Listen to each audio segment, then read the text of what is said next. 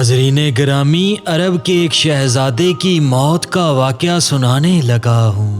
وہ تھا تو ایک شہزادہ، مگر موت کے وقت اس کے پاس کفن کے لیے بھی پیسے نہیں تھے، اور اس کو اس شخص نے دفن کیا جس کے ہاں وہ مزدوری کا کام کرتا تھا۔ دوستو، اس شہزادے کی اصل کہانی کیا ہے اور وہ کس بادشاہ کا بیٹا تھا، اور مرنے کے بعد اللہ تبارک و تعالی نے اس کے ساتھ کیا معاملات کیے، یہ سب کچھ جاننے کے لیے اس ویڈیو کو مکمل دیکھیں۔ ویڈیو پسند آئے تو لائک ضرور کریں اور صدقہ جاریہ جانتے ہوئے شیئر بھی ضرور کریں، اور چینل کو سبسکرائب بھی کر لیں۔ واقعہ کا آغاز کرتا ہوں۔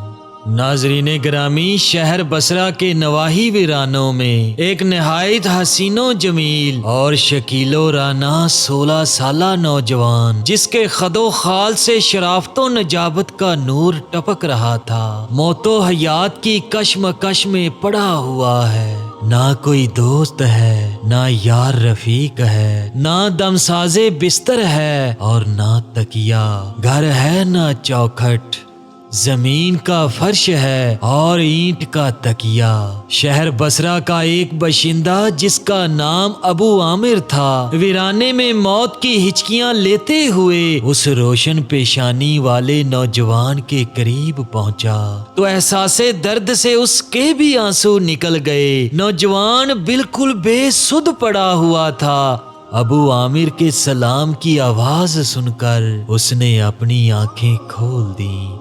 ابو عامر نے نوجوان کا سر اپنی آغوش میں رکھ لینا چاہا، مگر نوجوان نے اشارے سے روکا اور ہلکی آواز میں چند اشعار پڑھے، جن کا ترجمہ کچھ یوں ہے: اے دوست، نعمت پر ہرگز اترانا نہیں چاہیے، کیونکہ زندگی ختم ہونے والی ہے اور نعمت زوال پذیر ہے۔ آج تو کسی کا جنازہ اٹھا کر قبرستان کی طرف جا رہا ہے، تو یاد رکھ کہ آنے والے وقت میں اسی طرح تیرا جنازہ کوئی اور اٹھا کر قبرستان کی طرف چلا جائے گا۔ اشعار پڑھنے کے بعد نوجوان نے کہا: اے ابو عامر، اب میرا آخری وقت قریب ہے، میں تجھے چند وصیتیں کرنا چاہتا ہوں، اور وہ یہ ہیں کہ میرا انتقال ہو جائے تو مجھے انہی کپڑوں میں دفنا دینا۔ اس پر ابو عامر نے کہا: اے دوست، ایسا کرنے کے لیے کیوں کہہ رہے ہو؟ کیا تم سمجھتے ہو کہ میں تمہیں نیا کفن بھی نہیں دے سکتا؟ وہ شہزادہ بولا: نہیں، نئے کپڑوں کی ضرورت مردوں کی بنسبت زندوں کو زیادہ ہوتی ہے، مجھے تو بس انہی میرے کپڑوں میں لپیٹ کر سپرد خاک کر دینا۔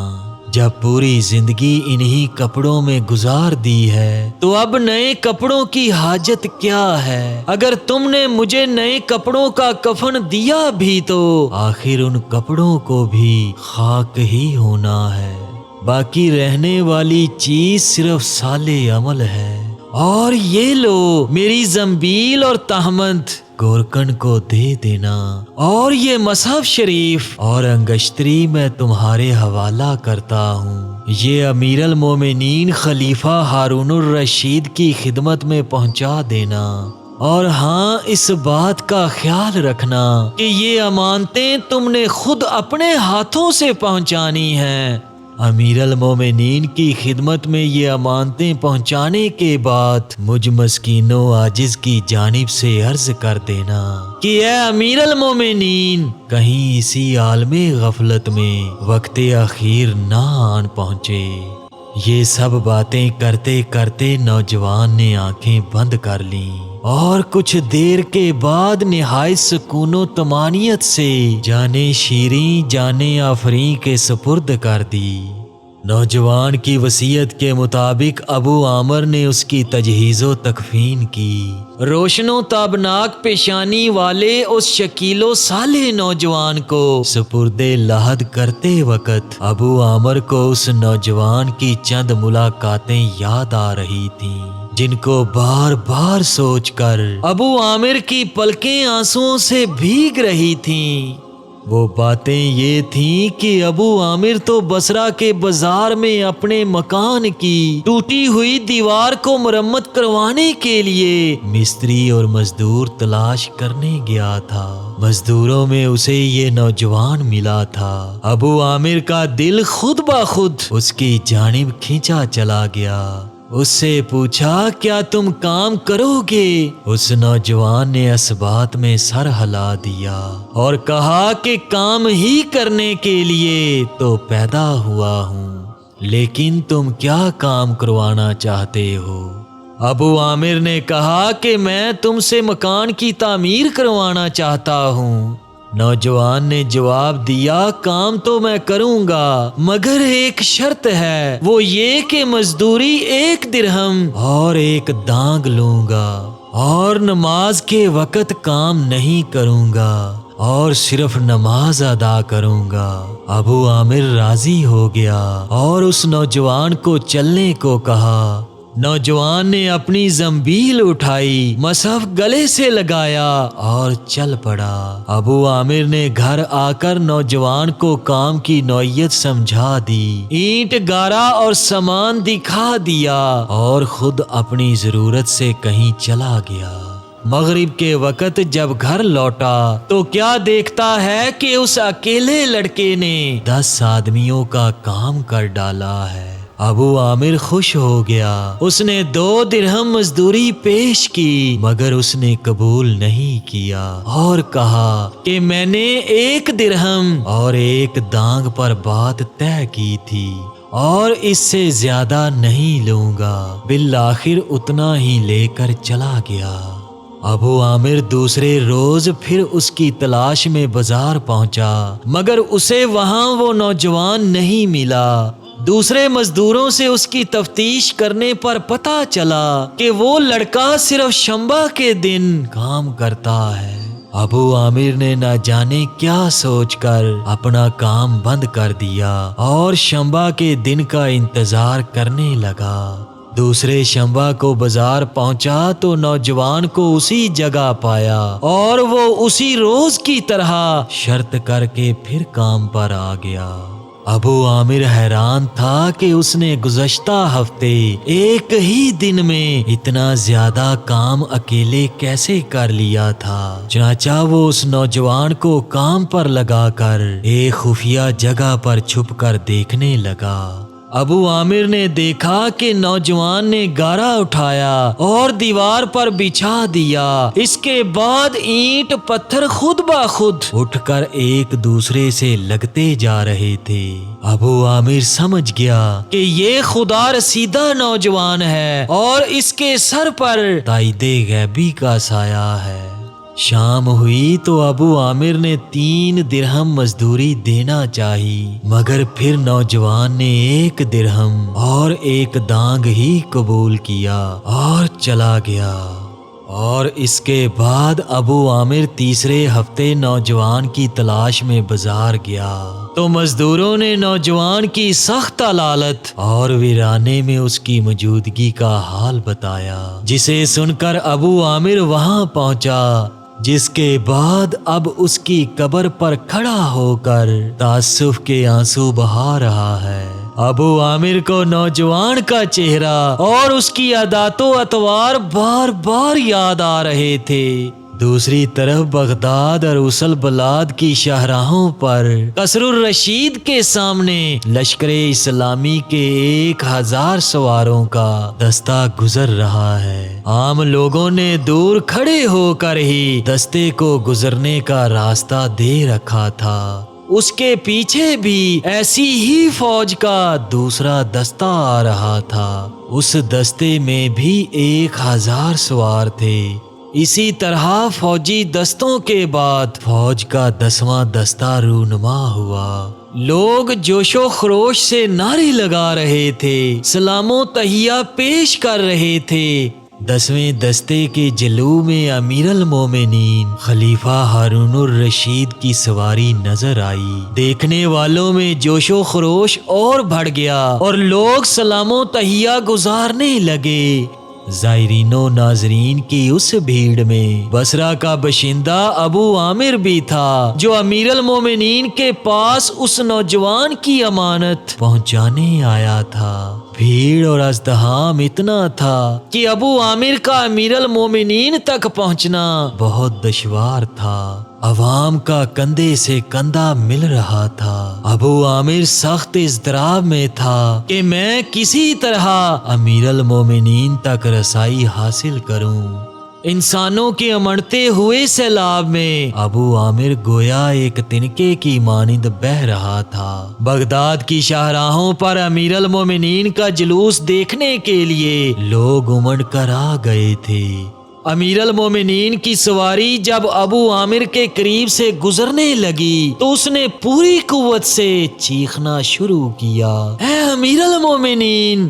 آپ کو قرابت رسول کا واسطہ، ذرا توقف تو فرمائیں۔ امیر المومنین خلیفہ ہارون الرشید کے کانوں تک ابو عامر کی چیخو پکار پہنچی تو اس نے سواری روک لی اور ابو عامر کو قریب آنے کا موقع دیا۔ ابو عامر نے امیر المومنین کو مصحف شریف اور انگشتری سپرد کی اور کچھ کہنا چاہا، مگر امیر المومنین نے ابو عامر کو اپنے دربان کی نگرانی میں دیتے ہوئے خاموش رہنے کا اشارہ دے دیا۔ اس وقت امیر المومنین کی آنکھیں نمناک ہو گئی تھی۔ جلوس سے واپسی کے بعد دربان نے ابو عامر کو خلیفہ کی خدمت میں پیش کیا۔ خلیفہ ہارون الرشید ابو عامر کو لے کر خلوت میں چلے گئے، دروازے بند کرا دیے۔ دربان نے ابو عامر کو سمجھایا کہ امیر المومنین غمگین اور اداس ہیں، لہٰذا جہاں تک ممکن ہو کم باتیں کرنا۔ امیر المومنین ابو عامر سے کہتے ہیں، آؤ میرے قریب بیٹھو اور بتاؤ کیا تم میرے لڑکے کو جانتے تھے؟ ابو عامر کہتا ہے، حضور وہ آپ کے شہزادے تھے، یہ کسی کو کیا معلوم؟ امیر المومنین نے کہا، بتاؤ وہ کیا کام کرتا تھا؟ ابو عامر نے کہا، گارے مٹی کا۔ امیر المومنین نے کہا، کیا تم نے بھی اس سے مزدوری کروائی ہے؟ ابو عامر نے کہا، جی حضور۔ امیر المومنین کہتا ہے، اے ابو عامر، میرے جگر گوشے سے ایسا کام اور ایسی خدمت لیتے ہوئے تمہیں شرم نہیں آئی؟ کم از کم تم نے قرابت رسول کا تو کچھ پاس کیا ہوتا۔ ابو عامر کہتا ہے، اے امیر المومنین، مجھے معاف فرمائیں، میں بالکل بے خبر تھا، البتہ وقت وصال مجھے اس بات کا پتہ چلا کہ وہ آپ کے نور چشم اور پارہ جگر ہیں۔ امیر المومنین کہتا ہے، کیا تو نے میرے لال کو اپنے ہاتھوں سے غسل دیا؟ ابو عامر کہتا ہے، جی ہاں، میں نے اپنے انہی ہاتھوں سے آپ کے نور نظر کو غسل و کفن دے کر سپرد قبر کیا ہے۔ امیر المومنین کہتا ہے، لاؤ اپنا ہاتھ میرے ہاتھوں میں دو۔ یہ کہہ کر خلیفہ ہارون الرشید نے ابو عامر کے ہاتھوں کو تھام لیا اور اپنے سینے پر رکھ کر زارو قطار رونے لگا اور کہنے لگا، تو نے میرے اس فرزند کو کس طرح مٹی کے اندر دبا دیا اور اس پر کس دل سے خاک ڈالی۔ اپنے فرزند صالح کے غم میں امیر المومنین خلیفہ ہارون الرشید نے رو رو کر اپنے دامن ابا کو تر کر لیا۔